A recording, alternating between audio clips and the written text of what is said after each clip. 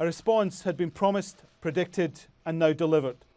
My fellow Americans, a short time ago, I ordered the United States Armed Forces to launch precision strikes on targets associated with the chemical weapons capabilities of Syrian dictator Bashar al-Assad. Donald Trump has argued the US had to take action to protect its national interest and to stop the Assad regime use of chemical weapons. The purpose of our actions tonight is to establish a strong deterrent against the production, spread, and use of chemical weapons. Establishing this deterrent is a vital national security interest of the United States.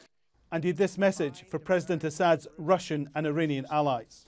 What kind of a nation wants to be associated with the mass murder of innocent men, women, and children?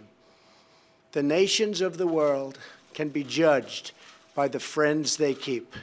No nation can succeed in the long run by promoting rogue states, brutal tyrants, and murderous dictators. It's just over a year since the sarin gas attack in Syria provoked an American military response. This was a joint operation, the French and the British joining the Americans. Tonight, France, the United Kingdom, and the United States took decisive action to strike the Syrian chemical weapons infrastructure. Clearly, the Assad regime did not get the message last year. The US Defense Secretary says he was convinced of Syrian involvement in the suspected chemical attack just hours before the operation was given the go-ahead. I am confident the Syrian regime conducted a chemical attack on innocent people in this last week. Yes, absolutely confident of it. And we have the intelligence level of confidence that we needed to conduct the attack. But as Donald Trump addressed the country, there were some questioning if he had the legal power to launch the attack.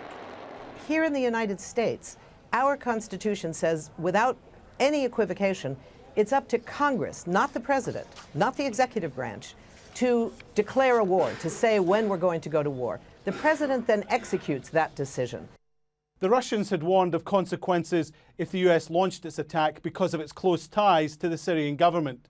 The airstrikes may be over. This new Middle East crisis isn't. Alan Fisher, Al Jazeera, Washington.